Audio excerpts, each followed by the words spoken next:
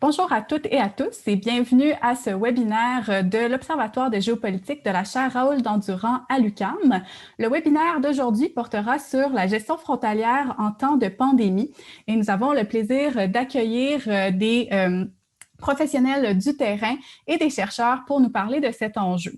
Donc, on le voit depuis maintenant plus d'un an, la gestion frontalière a été impactée par la présente crise sanitaire. Dans les 5 jours qui ont suivi l'annonce de la pandémie par l'Organisation mondiale de la santé en mars 2020, 80 pays avaient imposé une forme quelconque de restriction à la mobilité internationale et au plus fort de la fermeture des frontières, le Pew Research Center rapportait que 91% de la population mondiale vivait dans un État ayant imposé une forme de restriction aux voyages internationaux et 39% des gens vivaient dans un pays dont les frontières étaient entièrement fermées aux voyageurs internationaux. Donc aujourd'hui, afin d'aborder ces enjeux, nous avons le plaisir d'accueillir 4 intervenants et intervenantes dont les recherches et le travail au quotidien sont liés à ces dynamiques. Et moi, je m'appelle Andréane Bissonnette et je suis candidate au doctorat en sciences politiques à l'UQAM et chercheure en résidence à l'Observatoire de géopolitique et j'aurai le plaisir d'animer cette discussion. Donc, tout d'abord, Louis-Philippe Janard est candidat au doctorat en droit au département des sciences juridiques de l'UQAM. Il est diplômé en études internationales et en droit international et il s'intéresse aux questions des droits des personnes migrantes et réfugiées. Sa thèse porte sur les pratiques de détention de l'Agence des services frontaliers du Canada. Ensuite, Jean-Nicolas Beuz est représentant de l'Agence des Nations unies pour les réfugiés au Yémen et il a précédemment été représentant de cette même organisation, le UNHCR, au Canada. Éric Marclay est, pour sa part, conseiller principal pour la coopération internationale et les affaires humanitaires au département fédéral des affaires étrangères, actuellement en poste au Cameroun et en République centrafricaine. Il a travaillé plus de 20 ans au Comité international de la Croix-Rouge comme directeur des opérations pour l'Afrique de l'Est, directeur adjoint des opérations pour le Moyen-Orient et l'Afrique du Nord, et a effectué de nombreuses missions sur le terrain en Afrique et au Moyen-Orient. Finalement, Laurence Brassard et Gabrielle Gagnon travaillent ensemble sous la direction d'Élisabeth Vallet à la chaire Raoul Dandurand sur un projet de recherche sur les discours de fermeture des frontières dans le cadre de la COVID-19. Laurence est détentrice d'un baccalauréat en relations internationales et droit international de l'UQAM et elle est actuellement étudiante à la maîtrise en sciences politiques à l'UQAM également. Ses recherches portent sur la sécurisation de l'immigration et ses impacts environnementaux à la frontière mexicaine-états-unienne. Pour sa part, Gabrielle est également titulaire d'un baccalauréat en relations internationales et droit international et elle amorcera en septembre une maîtrise conjointe UQAM Sciences Po Grenoble en sciences politiques. Elle s'intéresse particulièrement à la géopolitique des frontières ainsi qu'aux enjeux migratoires en Afrique du Nord et au Moyen-Orient. Donc, bonjour à toutes et à tous. Merci d'avoir accepté notre invitation aujourd'hui. C'est un plaisir de vous avoir avec nous. Donc, pour les gens dans le public, la discussion sera en 2 temps. Tout d'abord, je vais m'entretenir avec nos participants et par la suite, nous ouvrirons la discussion. Donc, sur la page sur laquelle vous visionnez ce webinaire, vous trouverez un champ pour poser vos questions. Donc, n'hésitez pas tout au long du webinaire à y inscrire vos questions et nous y répondrons en deuxième partie de l'activité d'aujourd'hui. Donc, pour lancer la discussion, je me tournerai vers Laurence et Gabrielle. Vous travaillez actuellement donc, avec Élisabeth Vallet, Mathilde Bourgeon, Julie Renaud et Massimiliano Demata sur un projet qui vise à analyser les discours et les documents officiels qui ont entouré la justification des fermetures de frontières à travers le monde en réaction à la COVID-19. Est-ce que vous observez des discours qui sont différents selon les relations entre les pays voisins? Et est-ce que vous avez des conclusions qui seraient peut-être contre-intuitives par rapport à ce qu'on peut s'attendre en termes de discours de fermeture de frontières?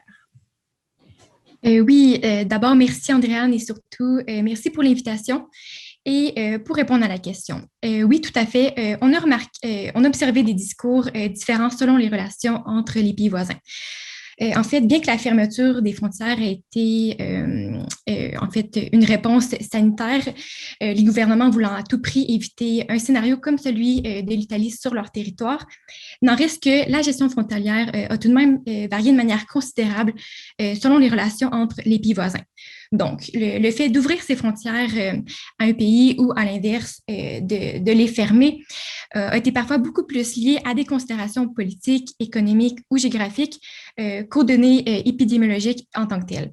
Donc, ces canaux d'ouverture aux frontières établis entre certains pays partageant des liens étroits, que ce soit par le commerce, le tourisme ou leur proximité géographique, mais expliquent en partie pourquoi la gestion frontalière dans la zone Schengen s'est faite de manière aussi décousue et non coordonnée, mais plutôt par le biais d'accords bilatéraux ou régionaux. Autrement dit, les pays qui entretiennent une longue tradition de coopération, qui ont un fort lien de confiance, bien, ont eu tendance à se regrouper plus rapidement pour maintenir un certain niveau d'ouverture aux frontières. Et je crois que l'un des exemples les plus flagrants de cette gestion frontalière guidée par des motifs autres qu'uniquement sanitaires, bien, c'est l'établissement dès le mois de mai 2020 de travel bubbles, soit des bulles de voyage permettant aux citoyens de certains pays ayant ouvert leurs frontières les uns aux autres, bien, de voyager librement sans, par exemple, avoir à effectuer une quarantaine. Ce qu'on a donc pu observer dans la zone Schengen, c'est donc quelques pays qui ont d'abord, surtout vers la fin du printemps 2020, convenu d'ouvrir leurs frontières les uns aux autres, puis ensuite aux autres membres de l'espace Schengen, plus vers le début de l'été, et ensuite, plus tard dans l'été, aux pays à l'extérieur de la zone Schengen. Donc, la première bulle de voyage s'est formée à la mi-mai 2020 lorsque les États baltes, soit l'Estonie, la Lituanie et la Lettonie, dont les économies sont très imbriquées, ont décidé d'ouvrir leurs frontières les uns aux autres. Et on a vu éclore ce genre de bulle un peu partout en Europe avec justement des pays qui entretiennent une longue tradition de coopération. Que ce soit en Europe centrale avec la Hongrie, la République tchèque et la Slovaquie, ou encore plus au nord avec la Norvège, le Danemark et la Finlande, qui ont formé la bulle nordique, en excluant toutefois la Suède en raison de son taux d'infection plus élevé. On comprend donc que si une situation sanitaire similaire demeure un prérequis à l'établissement de ce genre de bulles de voyage, bien, celles-ci sont aussi issues de forts liens économiques, politiques ou même historiques. Et justement, si on parle de liens politiques et culturels ayant influencé la gestion frontalière, bien, on peut simplement penser au Portugal qui a conservé ses frontières ouvertes aux pays parlant majoritairement portugais, dont le Brésil, malgré son taux d'infection parmi vraiment les plus élevés au monde. Ou encore, on peut penser à la Hongrie, qui a initialement refusé en fait d'ouvrir ses frontières à la liste de pays hors zone Schengen, qui a été publiée par la Commission européenne et qui était considérée comme sécuritaire. Donc, la Hongrie a refusé d'ouvrir ses frontières à cette liste, à l'exception toutefois de la Serbie, puisque justement, la Serbie abrite une importante minorité hongroise, puis les deux pays entretiennent d'étroites relations politiques. Et ce même genre de lien particulier existant entre la Hongrie et la Russie peuvent aussi expliquer pourquoi la Hongrie est devenu le premier pays de la zone Schengen et en fait l'un des seuls à avoir ouvert ses frontières avec la Russie. Donc, vraiment, on peut voir que tout un jeu de dynamiques qui sous-tendent le fait d'ouvrir ses frontières ou à l'inverse, les garder fermées. Puis, Laurence, je vais te laisser poursuivre en parlant des considérations davantage d'ordre économique. Oui, merci. Donc, c'est ça. On a aussi pu remarquer que l'économie, en fait, joue un rôle très important dans l'ouverture des frontières. Les partenaires stratégiques, économiquement parlant, d'un pays vont être davantage susceptibles de se voir inclure sur la liste des pays qui ont le feu vert pour traverser les frontières. Donc, on peut penser ici à l'exemple de la Grèce qui attire particulièrement les investisseurs russes, qui leur a ouvert ses frontières au début septembre, en fait, malgré son taux d'infection élevé pour leur permettre de finaliser plus aisément des contrats d'investissement. Il y a certains pays aussi qui partagent une relation assez distincte en raison de leurs travailleuses frontaliers. Donc, on pense au Luxembourg qui a directement émis en mars une exception pour les quelques 200 000 salariés belges, français et allemands qui traversent quotidiennement en fait les frontières. Il y a aussi des enjeux économiques liés au tourisme qui sont assez parlants. L'année dernière, à l'approche de la saison estivale, les membres de la zone Schengen, oui, ont ressenti une pression économique quand même assez importante pour ouvrir les frontières, notamment pour revitaliser le tourisme qui représente en fait 10% de l'économie de l'Union européenne. Puis, pour plusieurs membres, la réouverture de leurs frontières était un risque nécessaire en fait pour leur survie économique, en partie dans les pays du sud de l'Europe qui ont été durement touchés par la pandémie. Donc, en fait, ça l'explique pourquoi l'été dernier, un certain nombre d'États dont les économies dépendent fortement du tourisme, qui ont décidé d'assouplir les restrictions de voyage, même s'ils étaient confrontés à un nombre quand même élevé d'infections, en fait plus élevé qu'au printemps. On a un autre exemple d'une forte implication économique qui s'est répercutée sur la gestion frontalière, puis c'est celui des travailleurs, travailleuses saisonniers et saisonnières qui sont en provenance de l'Europe de l'Est et qui travaillent en fait en agriculture dans les pays de l'Ouest. La pandémie de la COVID a mis en évidence la dépendance des pays d'Europe de l'Ouest à la main-d'œuvre issue de l'Europe de l'Est. On peut penser ici à l'Allemagne qui a offert une autorisation spéciale à plus de 80 000 travailleurs et travailleuses saisonniers et saisonnières en provenance de la Roumanie ou de la Pologne et en fait leur a fourni le transport pour qu'ils et elles puissent venir s'occuper des récoltes dans les champs. Et de façon similaire, il y a des pays comme l'Autriche qui ont ouvert leurs frontières aux aides soignantes de l'Europe de l'Est en fait. Finalement, je veux attirer aussi l'attention, c'est quand même ce qu'on a trouvé qui était très intéressant, c'est qu'on a pu constater que la COVID-19 a été invoquée par plusieurs pays européens comme une justification pour empêcher les demandeurs et les demanderesses d'asile à entrer. Mais cette justification a été rapidement écartée en ce qui concerne les travailleurs et les travailleuses migrantes temporaires et essentielles en raison en fait de la pénurie de main-d'œuvre qui est entraînée par les restrictions de déplacement. Donc, on voit ici que le développement de corridors de mobilité pour des milliers de travailleurs et travailleuses temporaires a prouvé que les frontières sont modulaires. Donc, en d'autres mots, les frontières ont démontré leur rôle de filtre asymétrique. Et ça, en fait, c'est parce que les mobilités restent un facteur clé des structures économiques et d'approvisionnement mondial et que leur malléabilité est super essentielle. Merci beaucoup, Gabrielle et Laurence. C'est vraiment très intéressant et j'ai hâte de lire les conclusions de vos recherches. On voit vraiment qu'il y a plusieurs considérations qui influencent la façon dont les pays vont aborder leur gestion frontalière en temps de COVID en Europe, notamment, comme Laurence le mentionnait, la question migratoire. Et donc, je me tournerai vers vous, Louis-Philippe, puisque vos recherches doctorales portent sur les droits des migrants et des migrantes dans les contextes de détention, non pas en Europe, mais ici au Canada. Et dans ce cadre, vous avez récemment réalisé des entrevues, notamment avec l'Agence des services frontaliers du Canada. Donc, j'aimerais vous poser la question suivante. Outre la fermeture de la frontière terrestre entre le Canada et les États-Unis, la COVID-19 a-t-elle affecté la gestion frontalière du Canada à d'autres niveaux? Est-ce que vous avez recensé des impacts de la crise sanitaire sur la détention des migrants et des migrantes au Canada? Oui, bonjour. Merci beaucoup pour l'invitation. Une petite note avant de commencer. Les entrevues que j'ai réalisées, je les ai faites avant le début de la pandémie, donc j'ai pas pu parler de la situation sanitaire directement avec les gens de l'Agence des services frontaliers, la SFC. Par contre, ces entrevues-là jettent un éclairage intéressant, je pense, pour comprendre les impacts de la pandémie du côté du gouvernement. Puis c'est intéressant d'ailleurs d'entendre Gabrielle et Laurence, puisqu'il y a vraiment des parallèles clairs à établir entre la gestion de la frontière par le Canada avec celle qu'elles ont pu constater en Europe.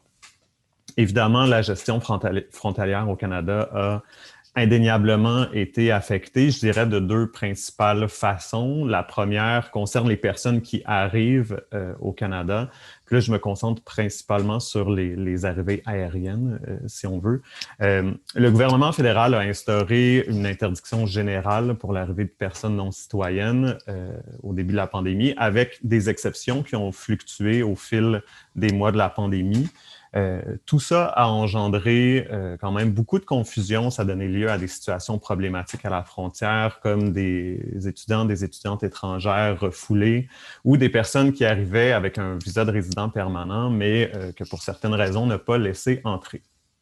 Ça s'est traduit du côté statistique par une énorme diminution du nombre de voyageurs. Je pense que ça, c'est un premier impact fondamental pour la gestion des frontières dans la mesure où les membres du personnel de la SFC sont en temps normal très accaparés par ces arrivées. Ça génère beaucoup de travail du côté gouvernemental. Mais ensuite, au-delà de la frontière physique, là, il y a tout un tas de mesures qui agissent comme autant de filtres pour empêcher les personnes jugées indésirables de parvenir au Canada, puis indésirables, évidemment, je le mets entre guillemets. Toutes ces mesures-là sont restées en place, donc des personnes comme celles qui veulent demander l'asile vont maintenant faire face ou font maintenant face à davantage d'obstacles. Puis on le voit d'ailleurs dans les statistiques. Là où on sort un peu plus de l'ordinaire, c'est dans le déploiement de mesures qui visent les personnes citoyennes de part et d'autre de la frontière. On le sait, depuis janvier, il y a des tests de dépistage obligatoires qui sont exigés là, avant l'arrivée. Et depuis février, pour la majorité des personnes qui arrivent par avion, il y a tout un train de mesures de surveillance qui se sont ajoutées avec séjour obligatoire à l'hôtel, quarantaine surveillée avec la collaboration des forces policières. Donc, on dirait qu'on assiste à une espèce de déploiement de la frontière en aval et en amont de la frontière, mais que ce déploiement-là vise les citoyens, les citoyennes elles-mêmes, donc une sorte de gestion pénale de la frontière qui vise les personnes citoyennes. Ça me semble assez particulier comme développement. Maintenant, la deuxième façon dont la pandémie a affecté la gestion frontalière concerne le renvoi de personnes non citoyennes. Il y a d'abord eu, entre mars et novembre 2020, une suspension des renvois, hormis au Québec, là, où la suspension aurait été maintenue depuis la fin novembre. Donc, suspension des renvois, sauf pour les personnes qui veulent quitter volontairement le Canada ou les personnes qui présentent ce qu'on appelle des motifs graves d'interdiction de territoire, donc des éléments comme de la criminalité organisée. Toutefois, malgré la suspension, il y a eu en 2020 plus de renvois que pour n'importe quelle année depuis 2015, ce qui est vraiment, à mon sens, surprenant. J'émettrais quelques hypothèses. Bon, selon l'Agence des services frontaliers, environ les 2/3 des quelques 12 000 renvois auraient été des renvois volontaires. Donc, des personnes qui ont demandé à retourner dans leur pays d'origine. On sait que les mesures prises dans le contexte de la pandémie, comme les différentes restrictions, le télétravail, maintenant ici au Québec, le couvre-feu, toutes ces mesures-là rendent la vie des personnes qui ont un statut précaire plus difficile. Peut-être qu'un certain nombre d'entre elles ont préféré rentrer dans leur pays d'origine. Et pour l'autre tiers des personnes renvoyées, la SFC dit s'être concentrée sur les cas d'interdiction de territoire grave.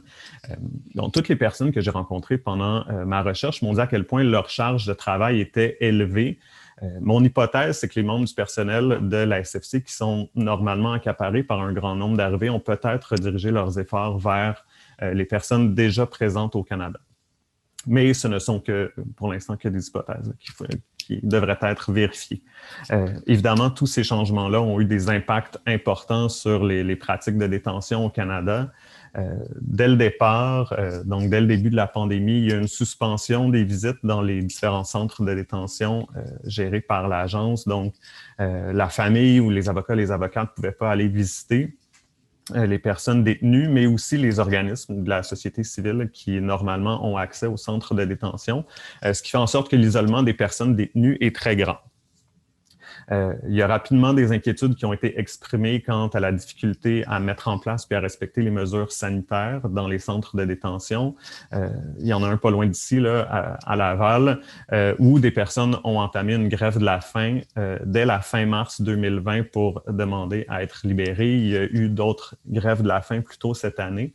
Et également, on a recensé là, quelques cas de COVID-19 au centre de détention à Laval. Donc, pour des raisons à la fois sanitaires, mais aussi juridiques, plusieurs personnes ont été remises en liberté dans les premières semaines de la pandémie.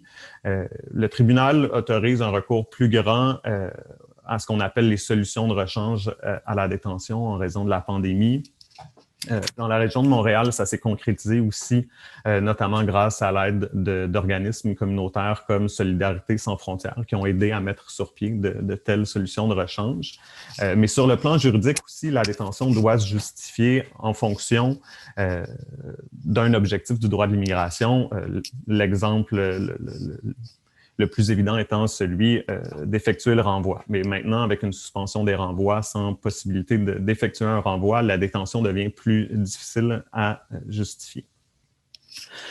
Par la suite, avec la diminution des voyages internationaux, il y a une diminution du nombre de nouvelles détentions. Bon, par exemple, au centre de Laval, on passe d'environ 50 personnes détenues par jour d'une population là, de 50 personnes qui se retrouvent en même temps au centre. On passe de 50 personnes à entre 5 et 20 personnes pendant la pandémie. Les cas de détention vont concerner donc des personnes déjà présentes au Canada. Puis, il y a, si on veut, les pratiques se sont modifiées de façon assez importante dans la mesure où les personnes qui sont maintenant détenues vont être détenues plus longtemps, puis aussi davantage dans des établissements correctionnels provinciaux, donc dans des prisons provinciales, parce qu'on considère qu'ils présentent un danger trop grand pour être détenus dans les centres gérés par la SFC. Et au fil des mois, il y a d'autres problématiques qui ont été soulevées. On a introduit comme solution de rechange à la détention la surveillance électronique avec des bracelets à la cheville dans plusieurs régions du Canada. C'est un mécanisme qui était auparavant limité à un projet pilote dans la région de Toronto, mais qui a été étendu à d'autres régions sans qu'il y ait de rapport final, sans qu'il y ait de débat. C'est une solution qui peut sembler avantageuse, mais qui fait l'objet de plusieurs critiques. Il y a aussi eu des préoccupations exprimées au sujet d'agents de la SFC qui font pression ou qui auraient fait pression sur des personnes détenues pour qu'elles signent un consentement volontaire d'être renvoyées. Donc, en bref, je peux dire que la pandémie a entraîné une diminution du recours à la détention, mais aussi quelques transformations auxquelles il faut rester attentif. Mais le plus important, je crois surtout, c'est que l'écho qu'on reçoit des personnes détenues et que la situation est franchement pénible, voire dangereuse. Il y a eu une multiplication des grèves de la faim, là, au moins 4 depuis le début de la pandémie. Ça constitue, à mon sens, un signe quand même très inquiétant. L'isolement des personnes détenues est immense, là, non seulement à l'intérieur du centre, mais aussi avec l'extérieur. Merci beaucoup. Ça montre là, vraiment que la COVID-19 a eu des impacts tant au niveau de la gestion de la ligne frontalière en tant que telle, mais également des manifestations de la frontière à l'intérieur des territoires jusqu'au corps des personnes en situation de migration, affectant vraiment là, leur quotidien, qu'ils soient en détention ou hors de détention. Et j'aimerais maintenant explorer davantage ces dynamiques de terrain-là en me tournant vers Jean-Nicolas Beuz, qui est actuellement au Yémen. Et lorsqu'on s'est parlé initialement, le Yémen était relativement épargné par l'enjeu de la COVID-19, en fait, par la crise sanitaire, et d'autres crises avaient préséance, en fait. Mais dernièrement, vous mentionnez là, que le pays est frappé par une dure vague de COVID-19 et que cette crise sanitaire s'ajoute à une crise humanitaire, alors que les chiffres du NHCR présentent que 80% de la population du Yémen nécessite actuellement une aide humanitaire. Donc, j'aimerais me tourner vers vous et voir là, quels ont été sur le terrain les impacts de la COVID-19 sur les mouvements migratoires, mais également quels sont les principaux défis du NHCR dans ce contexte de double crise. Merci beaucoup, Andréane, et très content de reconnecter avec le public québécois qui m'est très cher au cœur. Juste une précision sur ce que Louis-Philippe vient de mentionner. Le renvoi n'est jamais une cause valable au regard du droit international et du HCR en particulier pour une détention. La détention doit être une mesure extrême qui peut être justifié par le fait que la personne détenue présente un risque de fuite, elle ne va pas se présenter à son renvoi, ou qu'elle est une menace pour le public québécois ou ailleurs. Mais le renvoi en lui-même n'est jamais une justification pour la détention. Et les alternatives à la détention que l'agence a mis en place sur ces dernières années, le HCR a participé à ces discussions, sont les mesures les plus appropriées, parce que la détention est vraiment une mesure de ressort extrême. Je voulais juste clarifier ce point. Au Yémen, on a deux situations très différentes. L'une qui est liée à l'arrivée sur le territoire yéménite, qui est divisée en deux avec des rebelles au nord, ou les Houthis au nord, et un gouvernement qui est reconnu par la communauté internationale, qui a pris asile dans le sud du pays. Mais il n'y a plus de moyens d'entrée à travers des moyens réguliers au Yémen. Pour ceux qui voient une carte du Yémen, c'est entouré par la mer, le golfe d'Aden, avec de l'autre côté Djibouti, la Somalie, donc des pays pas forcément très stables. Au nord, c'est l'Arabie saoudite qui est en conflit avec le Yémen, donc une frontière qui est fermée parce qu'il y a un conflit. Et à l'est, Oman, mais malheureusement sur les territoires de l'est du Yémen, on a la présence d'Al-Qaïda. Dans la péninsule arabique. Donc, vraiment, il n'y a pas de possibilité d'entrer de manière régulière. Il n'y a plus de vols commerciaux. Il y a quelques vols commerciaux sur le sud, mais en fait, les gens ne peuvent pas rentrer. Donc, mais c'est un pays de transit où beaucoup de migrants et aussi de demandeurs d'asile, des gens qui venaient de pays en conflit tels que la Somalie, l'Érythrée, l'Éthiopie, venaient au Yémen soit pour chercher l'asile, soit, comme je le disais, comme transit. Pour aller vers le nord, traverser avec des trafiquants, avec des smugglers and traffickers, pour essayer de rejoindre la péninsule arabique, le nord de la péninsule arabique, pour essayer de trouver des travail. Ce qui est intéressant de noter, c'est qu'avec la pandémie, l'OIM, l'Organisation internationale des migrations, a noté une décroissance de près de 90% de ces arrivées sur le territoire national. Et c'est intéressant de voir comment les trafiqueurs eux-mêmes ont en fait diminué leur trafic, parce qu'effectivement, quand vous mettez 50 personnes sur un bateau, s'il y en a une qui est infectée, les 50 personnes seront infectées et les trafiquants perdent leur possibilité d'exploiter ces gens, puisqu'ils vont être tous malades. Il n'y a plus de moyen de les exploiter à leur arrivée au Yémen ou en Arabie saoudite. Donc, les arrivées ont beaucoup diminué. Ce qui s'est passé de manière très intéressante, c'est que l'Arabie saoudite a renvoyé un nombre impressionnant de travailleurs yéménites, en particulier des travailleurs qui étaient exploités et qui étaient sans statut légal, au Yémen, pour essayer de limiter les cas de personnes infectées étrangères, donc yéménites, sur leur territoire. Donc, ils les ont renvoyés au Yémen à travers la frontière avec le territoire qui est contrôlé par les Houthis. Donc là, ce qui s'est passé pour les autorités, ça a été la mise en place de centres de quarantaine. Mais le deuxième aspect de cette migration, si on peut parler de migration, c'est au niveau de la traversée des lignes de conflit entre le nord et le sud. Parce qu'il y a plus de 50 lignes de conflit actives en ce moment au Yémen, mais les gens continuent à traverser, en particulier pour trouver refuge en tant que Yéménis, d'un côté ou de l'autre, en fonction de ce qui se passe sur le terrain, des discriminations, des attaques, etc. Et là aussi, les autorités ont essayé de limiter le mouvement des personnes à travers ces lignes de conflit en établissant de nouveau des centres de quarantaine.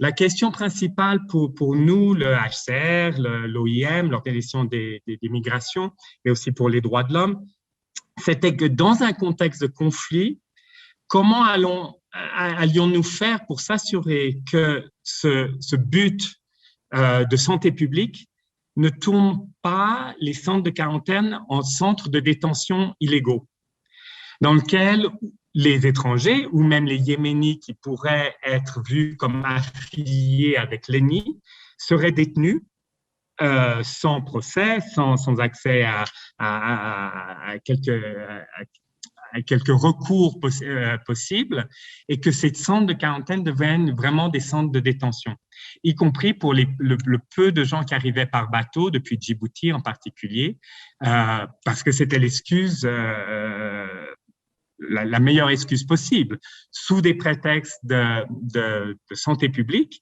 qui sont légitimes. Le fait que les gens, quand ils arrivent sur un nouveau territoire, qu'ils soient étrangers ou qu'ils soient nationaux de ce territoire, soient forcés à passer une quarantaine est quelque chose de tout à fait légitime qui est prévu par le droit international. Il y a des limitations à l'arrivée sur ces territoires. Ce qui n'est pas prévu, c'est la fermeture complète des frontières. Et je voulais revenir sur ce que Gabriel et sa collègue Laurence mentionnait tout à l'heure. Pour nous, le HCR, ce qui a été très important par rapport à l'Europe, c'est qu'on garde cette possibilité de venir chercher l'asile, que la frontière ne soit pas entièrement étanche et complètement fermée. Parce qu'une personne qui fuit des persécutions ou un conflit, que ce soit pour arriver au Yémen ou que ce soit pour arriver en Europe ou au Canada, doit garder un droit inhérent de venir demander l'asile. Maintenant, ça ne signifie pas que cette personne ne doit pas doit être mise en quarantaine. Et là où on pensait que des pays comme le Canada ou l'Europe avaient les moyens financiers, médicaux et autres de mettre en place des vraies quarantaines pour essayer de limiter la propagation du virus, évidemment qu'on ne pouvait pas demander ça des autorités yéménites. Donc, nous avons soutenu un certain nombre de ces centres de quarantaine sur les lignes de conflit, au nord vis-à-vis de la frontière avec l'Arabie saoudite, comme point d'entrée pour le HCR et d'autres de s'assurer à travers un monitoring que ces centres ne deviennent pas des centres de détention illégaux, où les gens allaient, où il y avait un risque réel, où les gens allaient, y compris, disparaître. Puisqu'ils n'avaient pas d'accès au monde extérieur. Et après beaucoup d'advocacy et à travers le soutien matériel qu'on a donné à ces centres de quarantaine, aussi pour le bien-être de ces populations, que ce soit des matelas, de la nourriture, éventuellement des soins de santé, on a réussi à avoir une bonne compréhension avec les autorités que ces centres étaient temporaires, que les gens devaient y rester pendant 14 jours, que s'ils n'avaient pas de symptômes, ils devaient être relâchés, relâchés, avoir le droit de sortir de ces centres de quarantaine et que les autres devaient être référés à des centres hospitaliers. Mais je pense que le Yémen est une situation un peu extrême et unique par rapport au pays que l'on vient de discuter, mais je trouvais que c'était intéressant que Andréane, tu m'as invité. Au début, j'hésitais un peu parce que je voyais pas la connexion entièrement avec les autres intervenants.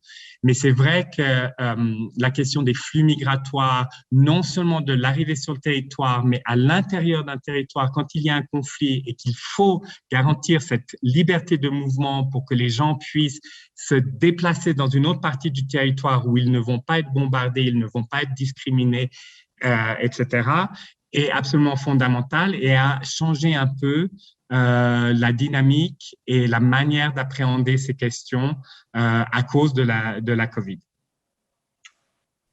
Merci beaucoup. Et effectivement, là, on couvre large aujourd'hui en termes de région géographique, mais en termes de réponse à la COVID-19, ça permet également de voir les points de rupture entre différentes entités étatiques, mais également les points de connexion qu'il peut y avoir dans la mise en place de réponses et dans les discours qu'il peut y avoir aussi à l'encontre des personnes en situation de migration.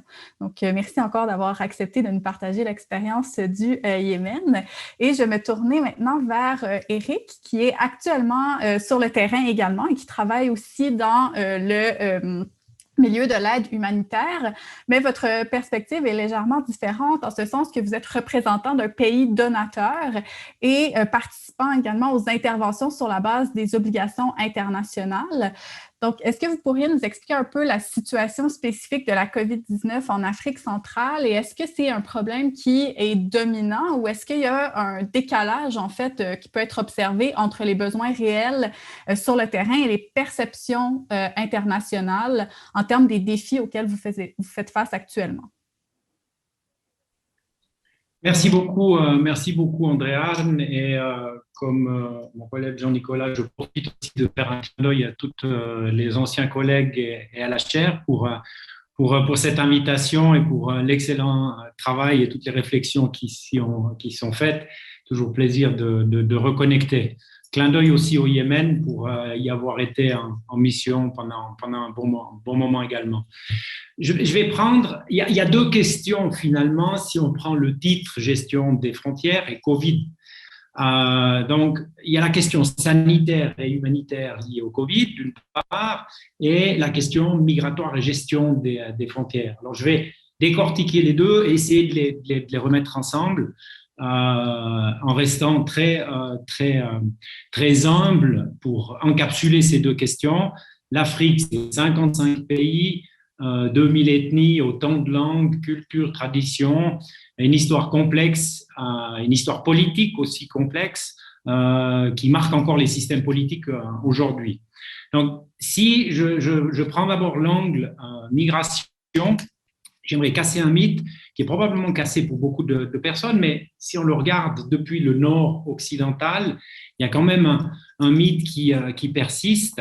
De par la proximité sur la migration, de par la proximité de l'Afrique et du Moyen-Orient, si on prend les deux angles qui débordent finalement en termes de migration sur l'Europe, l'Amérique du Nord, c'est le Mexique, avec toute l'Amérique latine, c'est contrairement aux idées reçues, la migration internationale, c'est 3 à 4% de la population mondiale.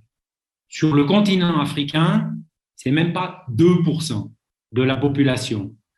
Donc, si je prends, et vous me permettez l'expression à la louche, les grands chiffres, sur 1,3 milliard personnes sur le continent, on a seulement, et je le mets vraiment entre guillemets, c'est que des chiffres, hein, il y a des gens derrière, évidemment, je le mets très fortement en guillemets, il y a 21 millions de migrants sur le continent, 18 millions de déplacés internes dans le continent, 7 millions de réfugiés dans le continent. Alors, quand on parle des 70 000 Africains qui ont réussi, au péril de leur vie, à arriver jusque dans les ports de l'Europe, ça reste un épiphénomène. Je veux dire, les vrais enjeux migratoires, finalement, ne sont mal lus et interprétés de notre perspective. Parce qu'au-delà de ces chiffres, finalement, c'est le principe même de devoir migrer, de se déplacer, de devoir se réfugier, comme Jean-Nicolas l'a mentionné aussi, et le connaît très bien avec le HCR, et l'impact humain et humanitaire. Et tout ça aggravé aujourd'hui avec la pandémie. Parce que les gens ne veulent pas se déplacer en tant que tel. On le voit très bien dans tous ces contextes. Les personnes quittent pas leur pays parce qu'ils ont envie. Je veux dire, la question, elle est donc particulièrement importante en Afrique, avec ses conséquences humaines et humanitaires, mais finalement assez marginales. En l'occurrence, permettez aussi juste cette petite parenthèse, parce qu'elle est quand même importante de la souligner, sur le plan du narratif politique de certains groupes. C'est une utilisation justement abusive de cette problématique migratoire qui est utilisée à des fins de politique interne. Pour rester encore 2 points sur la question de la migration, je passerai Covid après, et faire un petit brin de retour aussi en arrière, des chiffres que j'ai mentionnés, migrants surtout, ou essentiellement, on a des centaines de routes, puisque c'est à l'intérieur du continent que ça se passe essentiellement, avec 5 pôles. C'est intéressant de voir quand même avec 5 pôles, 5 pôles récepteurs, 5 pôles d'attraction. La région Nigeria et sa région, avec les champs pétrolifères, les mines, parce que beaucoup de cette migration est comme la migration vers l'Europe, beaucoup plus petite, ou l'Amérique du Nord pour des raisons économiques. Il y a le pôle de la Côte d'Ivoire avec les questions de plantation. Le Gabon également, avec pas mal des grands chantiers de construction. Et le dernier pôle, le plus impacté finalement, l'Afrique du Sud, qui sont les grands récipiendaires. Aujourd'hui, ça a un tout petit peu changé. Ça, c'est traditionnel, ça reste malgré tout ces pôles. Ça a un peu changé. La migration en Afrique pré-Covid et, je vais y venir, Covid, est encore un peu plus compliquée. Donc, ça égrène quand même, sur ces 21 millions, ça égrène quand même passablement de gens le long des routes. C'est de plus en plus difficile, c'est plus compliqué, c'est plus dangereux. Il y a, avec les conflits et autres, et pour des raisons financières, quand même une certaine contraction. La crise économique passée a également un peu contracté ces migrations infra-africaines, et je pense, mais ça c'est peut-être le dernier point quand on fera un petit wrap-up, qu'il y aura des effets permanents également avec la Covid.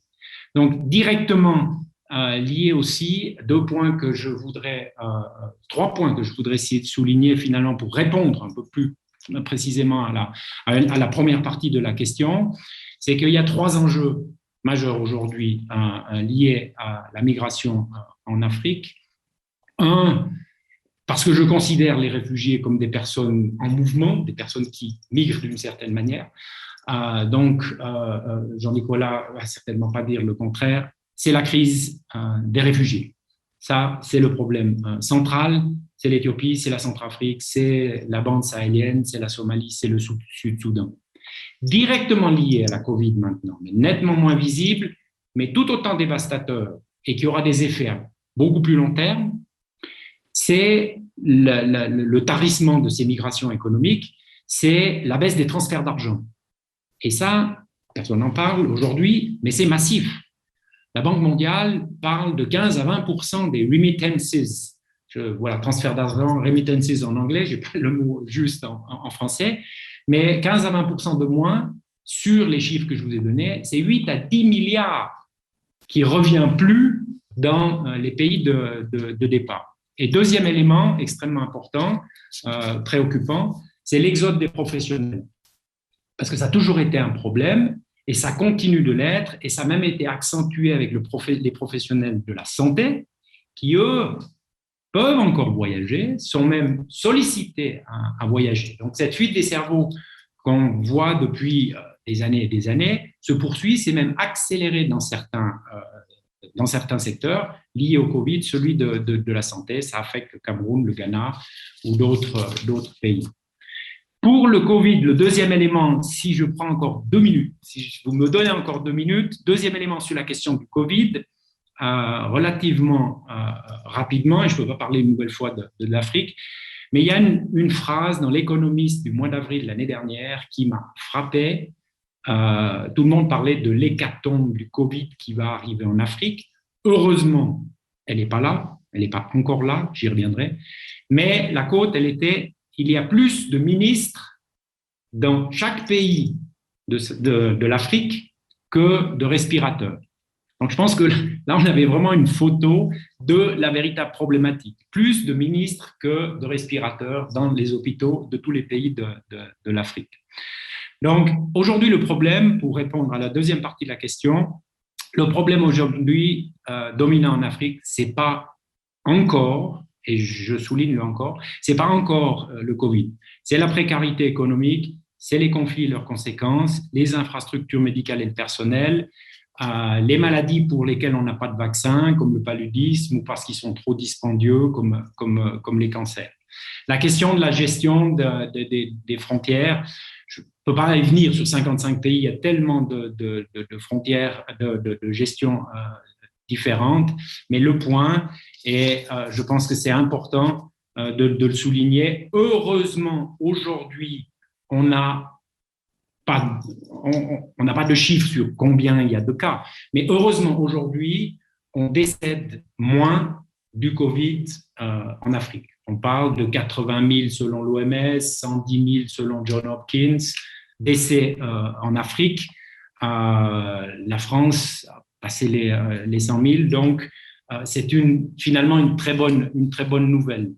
La démographie, la pyramide des âges fait l'essentiel finalement de cette différence et espérons que ça reste. Et là, je reviendrai peut-être s'il y a des questions sur des points plus précis, Cameroun, Centrafrique que je suis et les pays avoisinants, mais je pense qu'il faut rester extrêmement vigilant.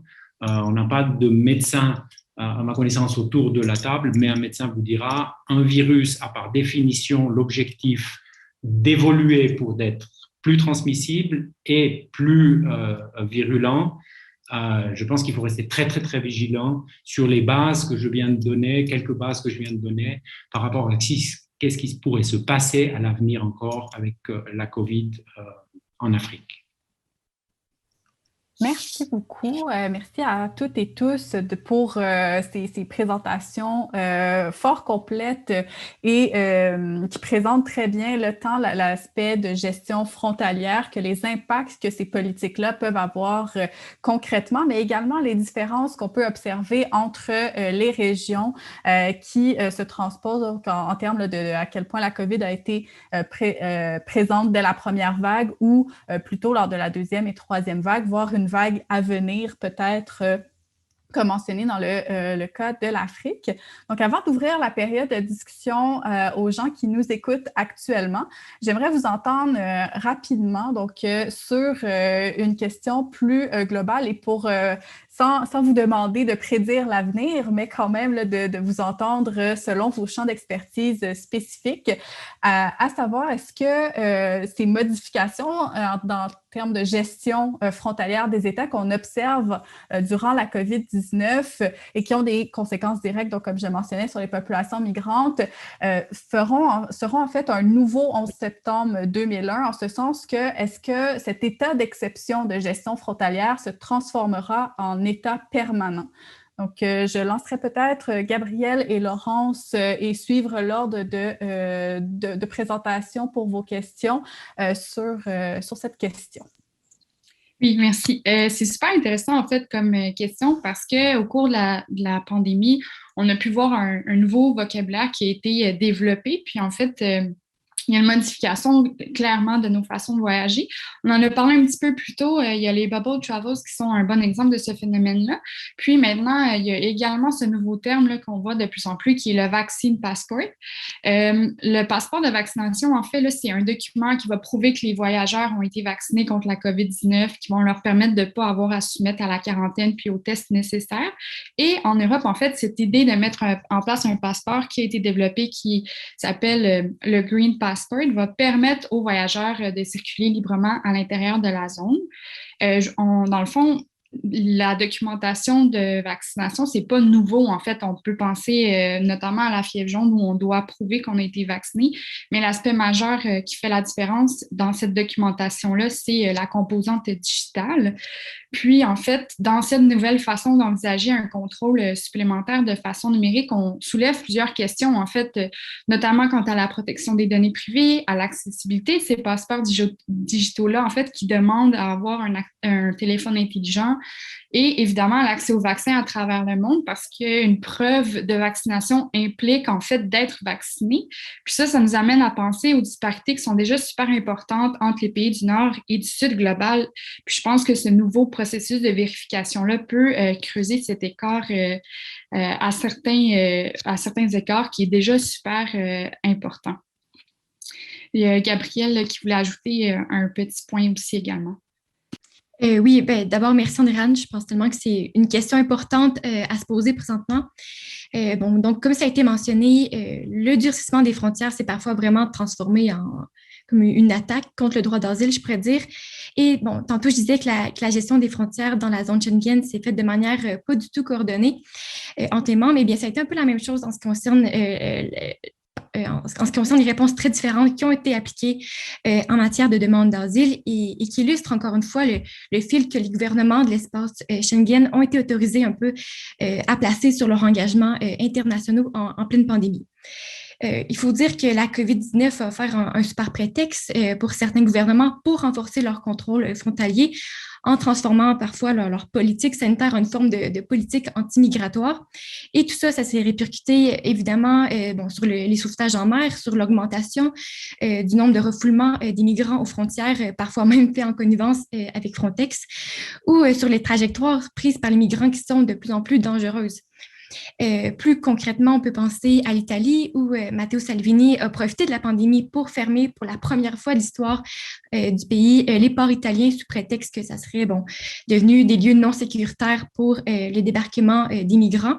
D'ailleurs, l'île de Malte a suivi le pas et fait la même chose et conséquemment, c'est des centaines de personnes qui se sont retrouvées bloquées en mer, qui ont été carrément renvoyées en Libye.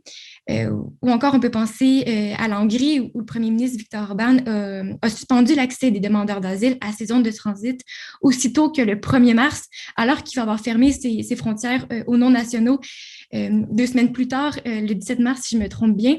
Alors, ça montre bien à quel point la frontière peut servir de bloquer certains flux particuliers qu'on juge comme indésirables. Mais surtout, ce qu'il faut comprendre, c'est que ces politiques visant à restreindre l'arrivée des migrants dans la zone Schengen, tout comme la militarisation de la frontière, la surveillance des frontières avec des technologies de plus en plus poussées, puis l'externalisation des frontières vers des pays tiers comme la Libye ou le Maroc, eh bien, ça se préparait déjà depuis plusieurs années et la COVID-19 va avoir été presque rétroactivement utilisée comme justification. Puis en fait, on peut dire que la pandémie va avoir simplement accéléré une tendance déjà bien entamée. Alors oui, je pense qu'on va avoir une Europe ou même un monde entier où les frontières seront plus strictes, plus persistantes que ce à quoi on est habitué, mais surtout des frontières qui vont cibler des groupes plus spécifiques comme les populations migrantes. Merci beaucoup. Donc, effectivement, un justificatif pour poursuivre quelque chose qui était potentiellement déjà, qui était déjà présent avant et qui s'accentue avec la réponse à la COVID-19. Je me tournerai maintenant vers Louis-Philippe au niveau de la gestion frontalière au Canada et la détention ou de façon plus générale aussi, si vous voulez aller plus vaste que le Canada. Croyez-vous donc qu'il y aura permanence de cet état d'exception? Bien, évidemment, c'est difficile à dire. La situation évolue rapidement. Aujourd'hui, je ne donne pas tout à fait la même réponse que celle que j'avais préparée lorsque l'événement devait avoir lieu un peu plus tôt cet hiver. Le croisement entre les politiques d'immigration puis les inquiétudes liées à la santé n'est pas nouveau. T'sais, au Canada, on n'a qu'à penser à la station de Grosse-Île au 19e siècle où les immigrants, les immigrantes irlandaises étaient gardés en quarantaine. Des interdictions d'entrée pour des questions de maladie figurent dans les lois canadiennes depuis le début du 20e siècle. Il y a encore des interdictions de territoire aujourd'hui qui figurent dans la loi actuelle à ce sujet-là. Pour ce qui est du Canada, les restrictions aux frontières qui se sont ajoutées au cours de la dernière année sont dues à une situation qui, je l'espère, va être relativement circonscrite dans le temps. Mon impression, c'est que malgré l'avis des scientifiques qui nous disent qu'on peut s'attendre dans le futur à davantage de pandémies en raison de l'exploitation des ressources naturelles, la menace sanitaire actuelle est perçue comme relativement temporaire. Au Canada, la pandémie a aussi mis en lumière les nombreuses contributions des personnes non citoyennes dans plusieurs secteurs de la société. Un sujet qui a rapidement occupé les esprits là, au début de la pandémie, c'est celui des travailleurs étrangers temporaires. Donc, l'importance économique des mouvements de population reste, je pense, un argument puissant contre les restrictions. Il y a beaucoup qui ont intérêt à ce que ces restrictions-là soient levées. Puis, il me semble sentir une volonté justement de lever les restrictions actuelles quand on sera venu à bout de la pandémie. Dans un monde idéal, il faudrait que ce soit accompagné de mesures pour diminuer la précarité à laquelle font face plusieurs personnes migrantes, comme celle qu'on a appelée là, au Québec les anges gardiens. Précarité qui a aussi été mise en lumière par la pandémie. Mais bon, je ferme ici la parenthèse, là, ça, c'est un autre débat. Mais ceci dit, il reste à voir comment la levée des restrictions va s'opérer. Il va probablement y avoir davantage de surveillance du côté de la santé pour un bout de temps. On discute de l'idée d'un passeport vaccinal. Effectivement, là, comme le disait Laurence, je pense ce genre de mesure-là va créer davantage d'inégalités. Là, on a qu'avoir la distribution inéquitable des vaccins entre les pays. Donc, si on va de l'avant avec une initiative comme ça, mon impression, c'est qu'on va créer sur le plan mondial encore davantage d'inégalités au chapitre de la liberté de circulation. Nous, dans les pays privilégiés, allons pouvoir reprendre certaines habitudes de voyage, alors que les gens dans les pays moins privilégiés vont faire face à des obstacles supplémentaires, l'accès au vaccin, mais aussi aux documents qui attestent du vaccin ou même à la technologie nécessaire pour avoir le passeport. Donc, je dirais peut-être pas un nouvel état d'exception permanent à long terme, mais davantage d'inégalités à moyen terme.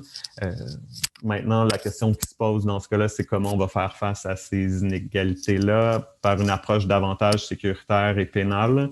Est-ce que certains pays aux prises avec un variant en particulier vont être associés à une menace sanitaire? Est-ce qu'on va justifier des restrictions? Jusqu'à quand? Je pense que ça reste à voir.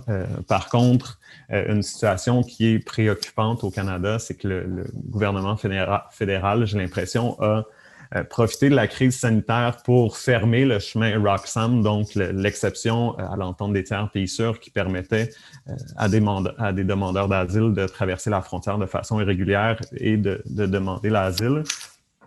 Cette exception-là n'a pas été maintenue dans le cadre de la crise sanitaire. Qu'est-ce qui va en advenir par la suite? Pour l'instant, l'exception a comme été supprimée par décret pris en vertu de la loi sur la mise en quarantaine. Une fois la crise passée, qu'est-ce qui va arriver avec ça? Ça reste à voir. Merci beaucoup. Donc, un peu comme Gabriel et Laurence, une poursuite de l'individualisation peut-être là, de la mobilité à l'international et donc, encore une fois, que c'est un phénomène qui existait déjà, mais que les mesures prises par rapport à la COVID-19 pourraient entraîner là, une poursuite et une exacerbation de cette mobilité qui est de plus en plus individualisée. Si je me tourne maintenant vers Jean-Nicolas et ensuite nous pourrons conclure avec Éric avant d'ouvrir la période de questions. Very briefly on my side, because indeed nobody has a crystal ball with respect to how oh pardon, je parle en anglais. Désolé, je vais essayer d'être très court parce que j'ai pas une boule de cristal sur l'impact de la COVID sur l'accès à l'asile en particulier ou dans les cas des déplacements internes et des conflits, si c'est vraiment quelque chose qui va limiter la liberté de mouvement et la possibilité de demander l'asile et d'obtenir l'asile quand on est persécuté ou quand on fuit des conflits. Ce qui est très clair, par contre, et je rejoindrai un peu Gabriel sur ce point et un peu ce qu'a dit Louis-Philippe par rapport au chemin de la colle, c'est l'utilisation par certains politiciens et certains décideurs de la COVID comme un argument pour faire encore plus peur, effrayer les populations locales quant à l'arrivée massive, non seulement de migrants qui ont des mauvaises intentions et de réfugiés qui trichent le système, mais qui en plus seraient malades et nous affecteraient, nous, en Occident. Donc, c'est ce qui me fait plus peur, c'est en fait l'utilisation par les politiciens populistes et le populisme autour de la question des migrations, comme l'a rappelé tout à l'heure Éric. Les migrations, si on regarde même pas la question des réfugiés, mais c'est aussi le cas pour les réfugiés, elle est interne à l'Asie, elle est interne à l'Afrique et très peu de gens, en définitive, ont les moyens ou ont le succès de pouvoir arriver en Europe ou aux États-Unis et au Canada. Ce que je pense qui est inquiétant plutôt, c'est le populisme et comment ça déformé tout le narratif sur la question de l'asile ou même de la migration à but économique ou à but d'études ou de réunification familiale, qui sont des choses qui sont naturelles et qui ont existé de tout temps et qui font partie, en particulier un pays comme le Canada devrait le savoir mieux que quiconque, qui font partie du DNA de ces nations.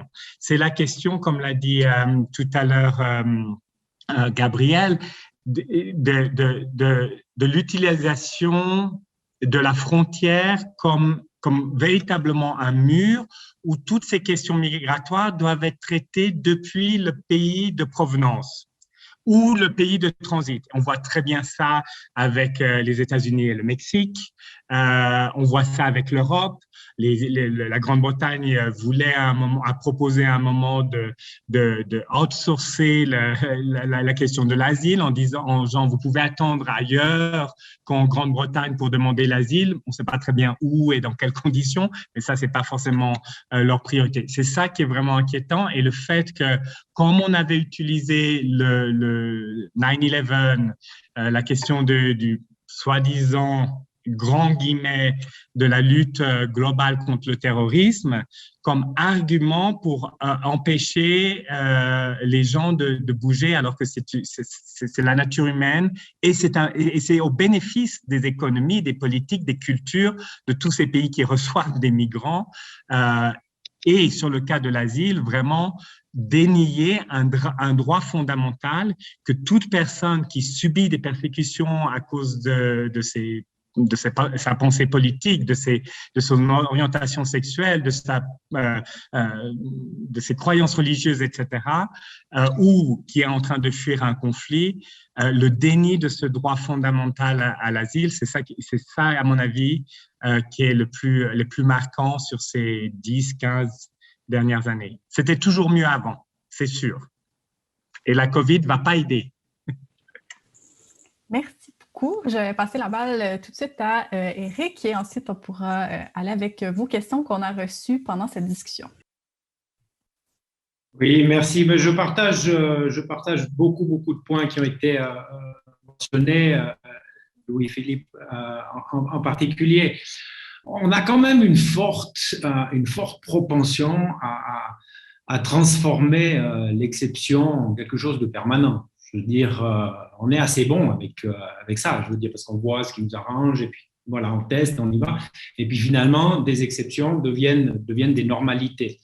Voilà, maintenant, comparer ça avec un changement de paradigme comme le 11 septembre, voilà, est-ce qu'il y a aussi eu un changement de paradigme au 11 septembre véritablement, ou comme Louis-Philippe le mentionnait, est-ce qu'on n'a pas eu un grand coup d'accélérateur, le 9/11, et puis là on a un coup d'accélérateur qui est plus lent finalement, et c'est peut-être là que j'aimerais faire le point, et puis peut-être reprendre certains éléments. C'est que on tâtonne déjà, comme on l'a mentionné, on improvise encore, même si on est une année plus tard, en tout cas ici de la perspective que je peux avoir. Et comme tous les autres virus, il va rester avec nous. Espérons qu'il ne va pas muter encore plus que ce qu'il a déjà muté, qui ne sont pas les 4-5 variants, mais déjà plusieurs centaines, voire milliers de fois. Mais si on regarde sur le plan médical, on maîtrise 6 ou 7, par vaccin, 6 ou 7 grandes maladies, fièvre jaune, hépatite, scarlatine et d'autres. On a éradiqué un seul virus, la variole, jamais rien éradiqué, donc on ne va pas s'en débarrasser demain matin.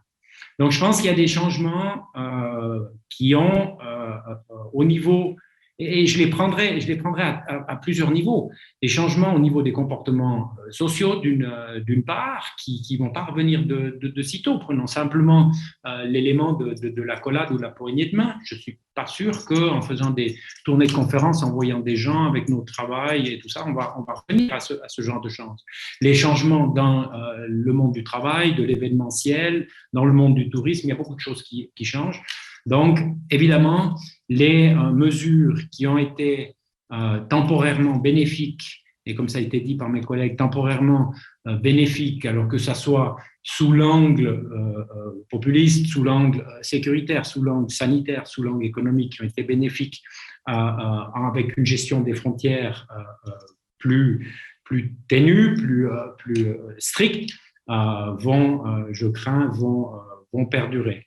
Et là, je conclurai là-dessus, c'est pour moi l'élément essentiel, c'est que ça va renforcer, et c'est là le point finalement extrêmement important de ma vision, de ma perspective, c'est que ça va encore renforcer toutes sortes de disparités, des disparités nord-nord, comme on le voit chez nous, et c'est des disparités nord-sud alors que c'est là-dedans, sur les thèmes de gouvernance, sur les thèmes de sécurité, sur les thèmes des termes de l'échange nord-sud qu'il faudrait travailler. Mais là, j'ai l'impression qu'on va aller un peu dans l'autre sens, malheureusement, pour un moment, parce que le virus va rester avec nous. On ne va pas vacciner 8 milliards de personnes d'ici Noël.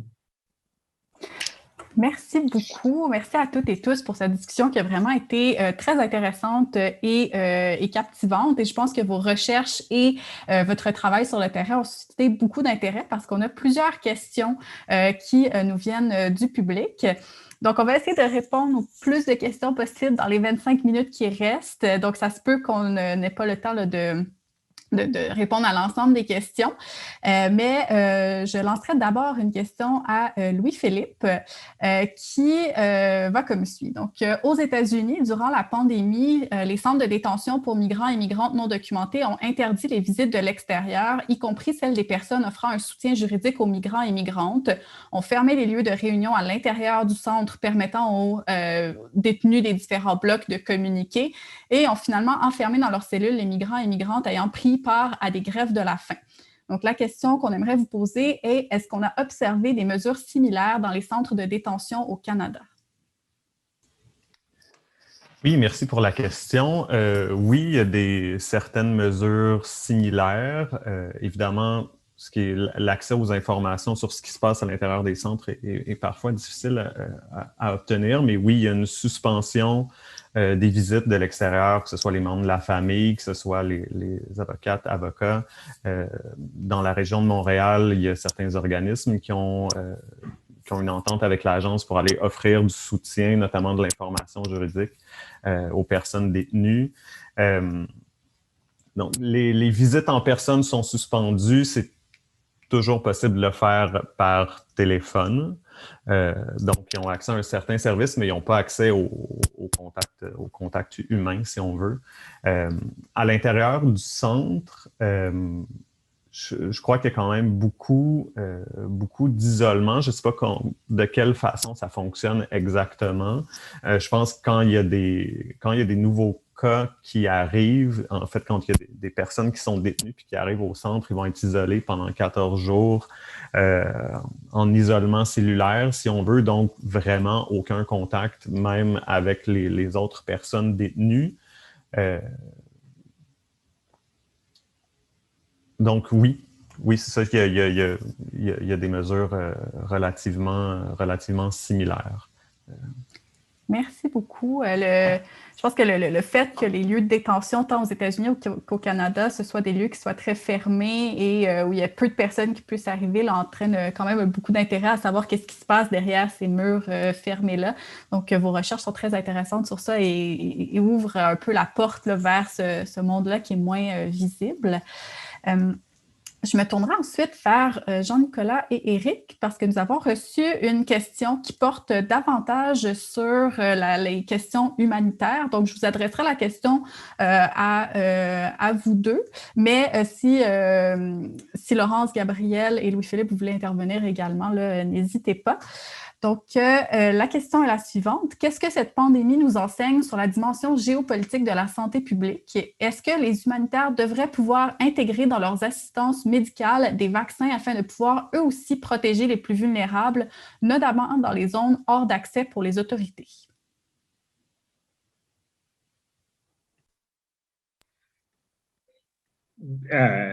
Bien sûr,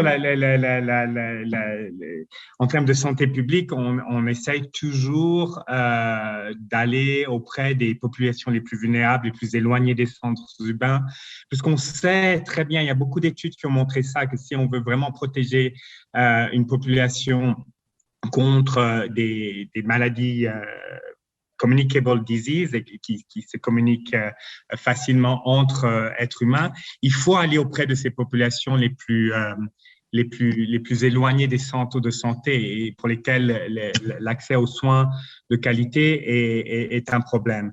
Ça fait partie d'ailleurs, c'est pas que je veux forcément les mentionner, mais des SDGs, des des objectifs de développement durable, de n'oublier personne et d'aller auprès de ces populations qui sont discriminées. Ça peut être les migrants, les réfugiés, des minorités ethniques, des personnes en situation de handicap, etc., et les personnes qui sont dans les zones rurales. Maintenant, avec la COVID, la question est vraiment et je crois qu'un des panélistes ou une des panélistes l'avait mentionné plus tard, la différence entre le nord et le sud sur l'accès au vaccin est énorme. Pour vous donner juste un exemple, à travers le mécanisme COVAX, qui est financé par les pays européens, qui est managé par l'UNICEF et l'OMS en particulier, le Yémen a reçu 360 000 doses pour un pays de 30 millions de personnes. Donc, la prioritisation, elle va se faire. Et les autorités au nord, les autorités de facto au nord ont refusé de recevoir le vaccin, puisque pour elles, la COVID n'est qu'un problème parmi d'autres. La famine est beaucoup plus préoccupante. Le chikungunya, la malaria, le choléra, etc. sont des maladies beaucoup plus préoccupantes, non seulement pour les autorités, mais aussi pour les populations. Mais anyway, 360 000 doses qui vont être partagées pour le personnel médical.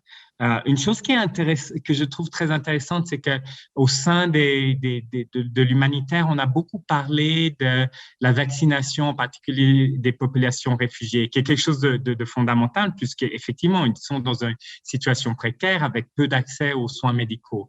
Par contre, on n'a pas trop pensé au personnel humanitaire. Et ça, c'est intéressant parce qu'il y a aussi une différence.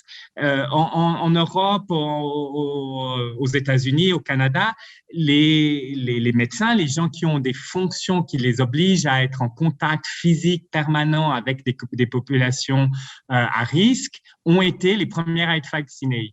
On n'a pas du tout pensé au personnel humanitaire.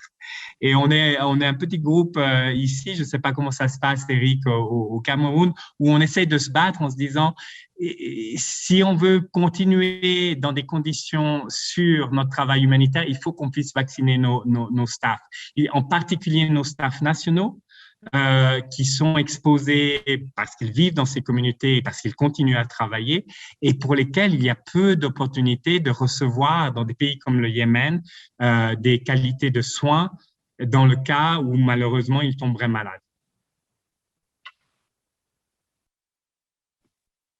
Je rejoins Jean-Nicolas sur ce que tu viens de dire par rapport au dernier point. On est dans une situation très similaire pour l'ensemble du personnel national et international qui travaille dans justement la coopération humanitaire, déplacés, réfugiés. On a plusieurs crises, au Cameroun, on a la situation en Centrafrique également, où je m'y rends très régulièrement. Et puis là, c'est un petit peu désordonné entre la machine onusienne, les rouges de la Croix-Rouge, du CICR et les ONG, voire même entre ambassades, on a des positions assez divergentes.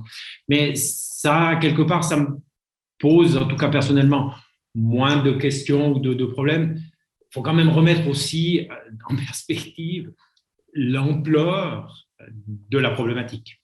Je veux dire, qu'il y a quasiment du jour au lendemain, à quelques semaines, ça part en Chine, il y a un match de football en Italie, puis hop, toute l'Europe est infectée. Donc, voilà, qu'on tâtonne encore, ça je l'ai déjà dit à plusieurs reprises. C'est juste pour essayer de répondre à la question. Une nouvelle fois, on parlait d'accélération post-9/11, aujourd'hui Covid, géopolitique de la santé publique. Ce n'est pas la Covid qui a créé une géopolitique de la santé publique. On a une géopolitique de la santé publique avec l'accès à des soins, avec des milliards de recherches sur des maladies et des vaccins et des maladies qui concernent le nord occidental et d'autres maladies, d'autres situations où on investit moins. Donc, je veux dire, cette géopolitique, une nouvelle fois, il y a peut-être une accélération, puis du coup, elle est devenue visible parce que la COVID finalement, ne concerne pas qu'un quartier de l'Afrique, de l'Asie ou de l'Amérique latine, mais simplement, c'est chez nous. Et donc, quand vous commencez à toucher l'individu, personnellement, les gens sont plus concernés. Donc, rien de nouveau. Juste pour un petit point. Pour la réponse, par contre, je dois dire que j'ai pu, à des degrés divers, tout est toujours perfectible, évidemment, mais à des degrés divers, j'ai quand même vu des réponses assez admirables et assez exceptionnelles d'ONG, du mouvement Croix-Rouge, de certaines agences des Nations Unies. Une nouvelle fois, remettons-nous dans la perspective que c'est un tsunami, mais ce n'est pas un tsunami en Asie du Sud-Est, c'est un tsunami qui fait 3 fois le tour de la planète et qui touche absolument tout le monde. Donc, je pense qu'il faut aussi avoir une certaine humilité par rapport à des critiques qu'on peut avoir. Et là, ce n'est pas parce que je travaille pour la Confédération suisse, je veux dire, mais pour la Confédération helvétique, pour la Suisse.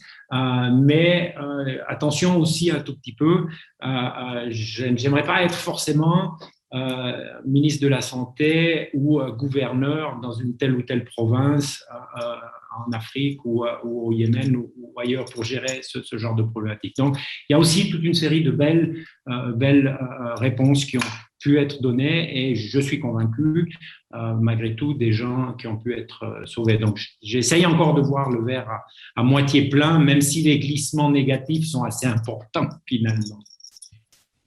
Oui, c'est sûr qu'au milieu, parce qu'on est encore en situation de crise, c'est sûr que c'est facile de voir les glissements puis de vouloir en fait une réponse qui est beaucoup plus accélérée. Mais très certainement, il y aura un post-mortem suite à la présente crise sanitaire et à ce moment-là, ce sera intéressant de voir les leçons qui seront tirées de la gestion, tant du côté humanitaire que du côté politique également. Une belle question pour s'il y a des étudiants dans la salle en santé publique et justement en géopolitique de la santé publique pour les prochaines années, que ce soit au niveau de la maîtrise ou du doctorat. Donc, pour les minutes qui nous restent, je me tournerai vers Laurence et Gabriel. Nous avons reçu une question également concernant la gestion dans l'espace Schengen. Donc, on vous demande, en fait, comment est-ce que vous expliquez ces différences de gestion frontalière entre les pays de l'espace Schengen pendant la pandémie? Parce que vous avez nommé là, quelques exemples de gestion différenciée, mais souvent, on perçoit l'espace Schengen comme étant un espace là, où la gestion frontalière, en fait, est unifiée, que c'est ça l'idée derrière. Donc, j'aimerais vous lancer sur cette question. Donc, comment est-ce qu'on explique ces différences de gestion?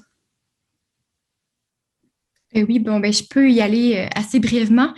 En fait, les pays, en ce qui concerne, là, c'est perçu comme une urgence qui permettait en fait à chaque gouvernement national de gérer ça, de gérer ses frontières comme il l'entendait. Donc oui, la Commission européenne a lancé des directives pour essayer d'avoir des directives communes, puis que ça soit assez quand même assez harmonieux. Puis juste lorsqu'il a lancé l'annonce qu'il allait fermer les frontières extérieures de la zone Schengen, le but dans tout ça, c'était que les frontières extérieures allaient être fermées, mais qu'à l'intérieur, on allait pouvoir que ça soit assez libre, puis qu'il n'y ait pas nécessairement de fermeture de frontières. Ils ne s'attendaient pas à ce que ça soit géré de manière aussi nationale que ça l'a été. Puis même au milieu de l'été, il y avait comme eu un certain consensus parce qu'on s'était dit, ça a tellement causé de dommages, puis ça a vraiment comme engendré des complications. Puis il y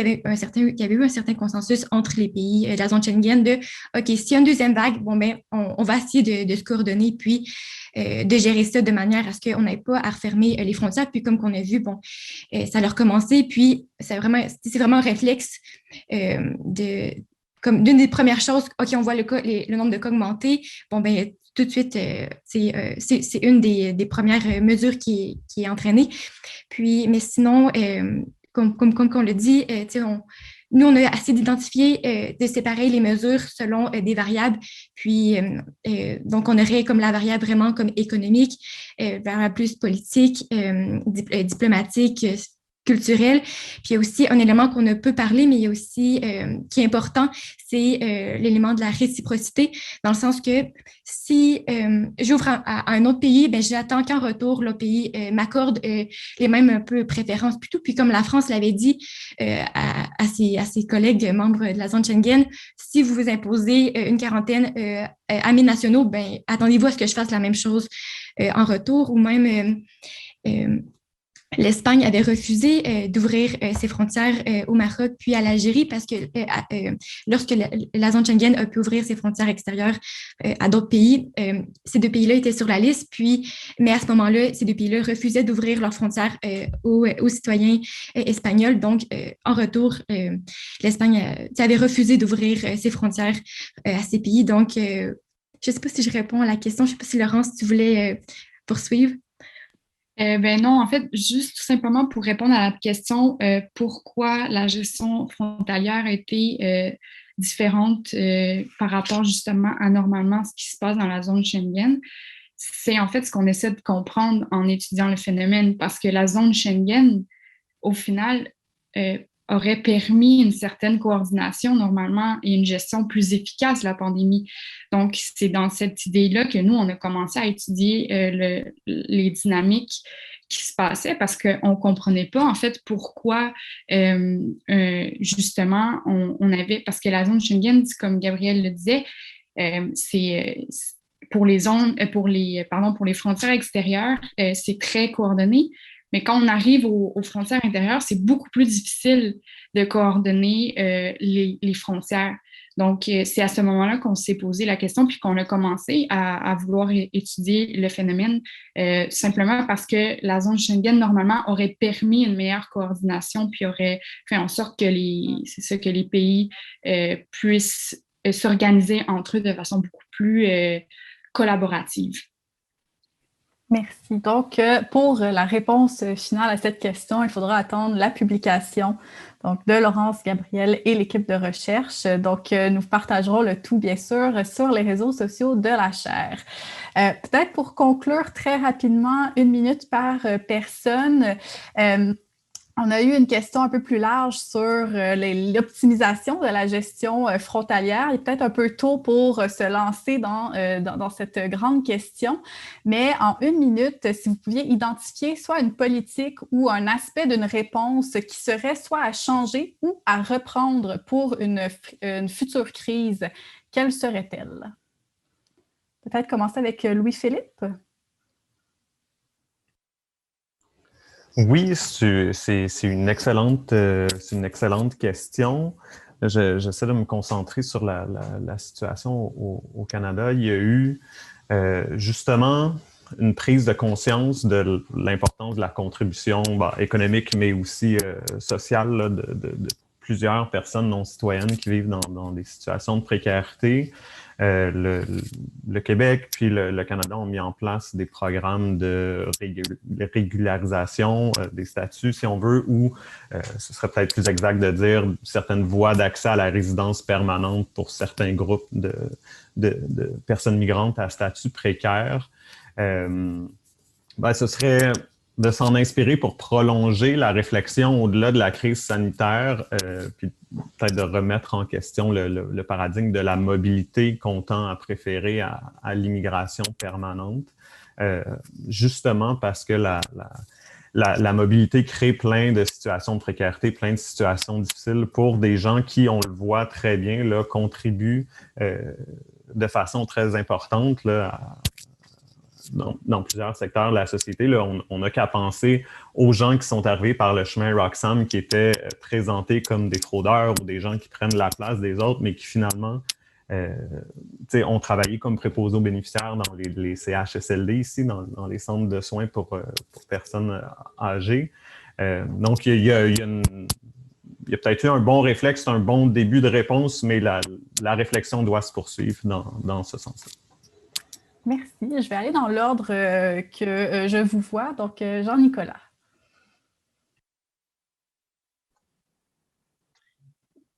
Ce qui a été frappant pour moi en regardant ce qui s'est passé en particulier là en Europe et en Amérique du Nord, dans le monde occidental, c'est le manque de préparation. c'est le fait qu'il n'y avait pas de plan de contingence.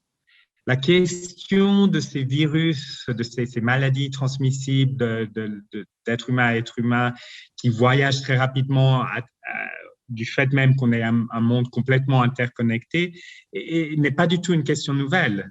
On a eu le swine flu il y a quelques années, il y a eu d'autres situations relativement similaires et on s'est aperçu que autant en termes de capacité de réponse des soins,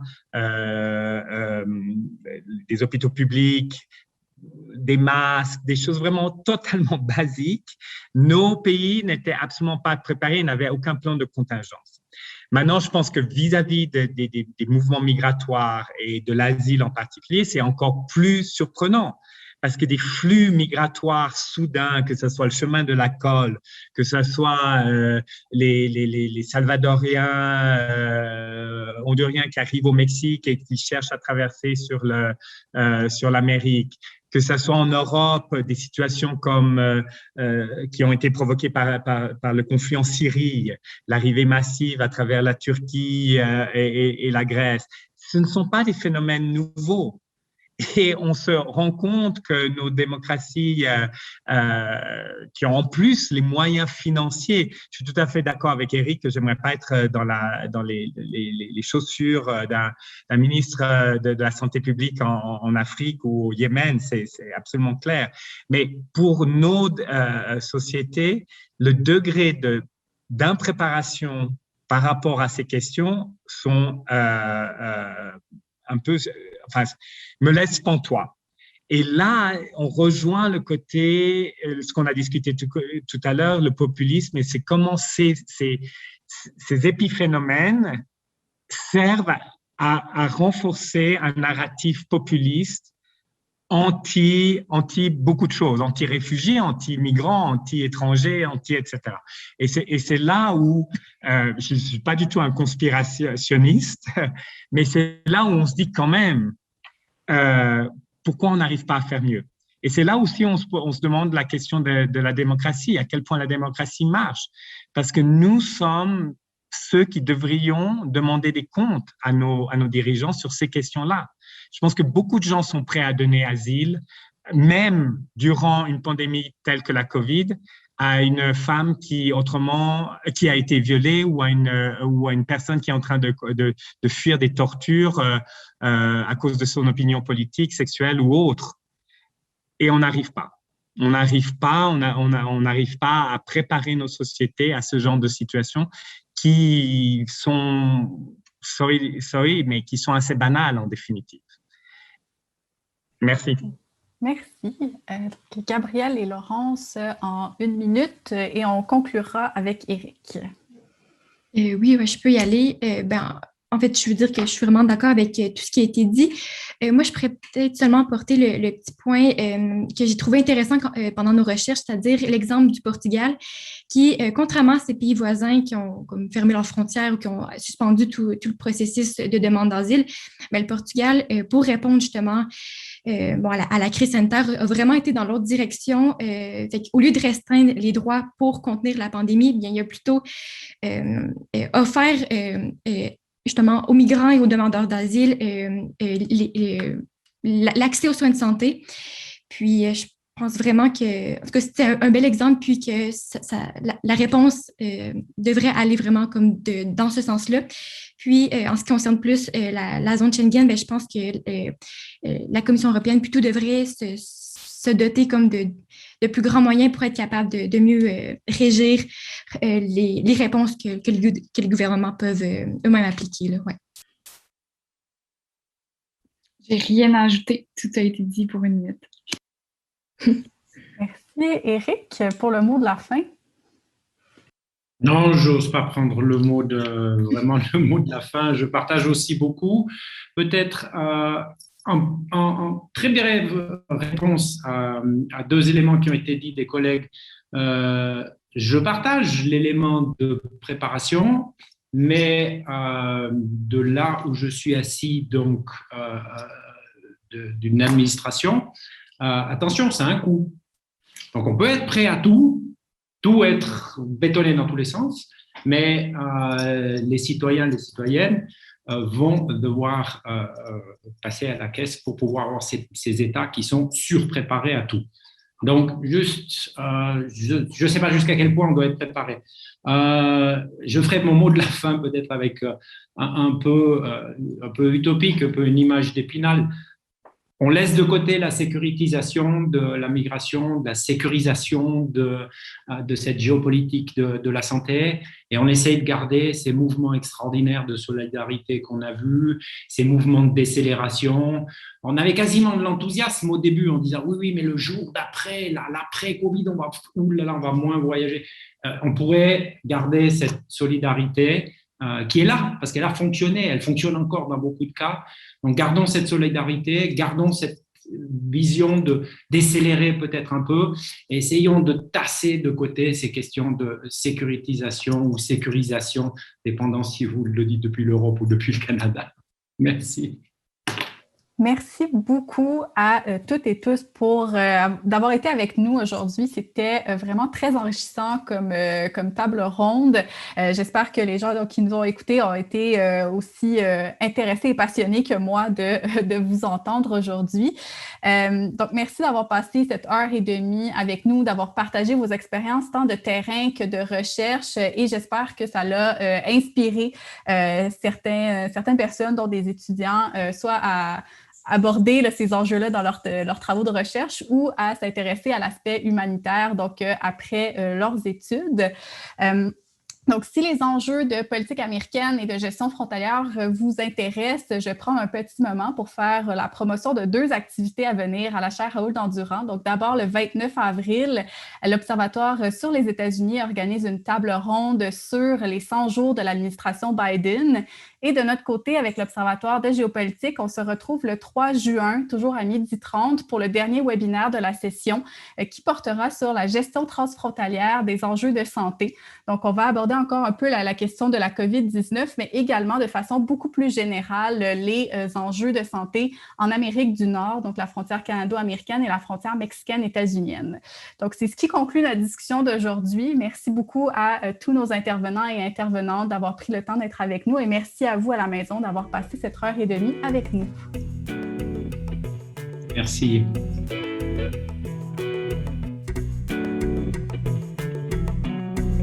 Thank you.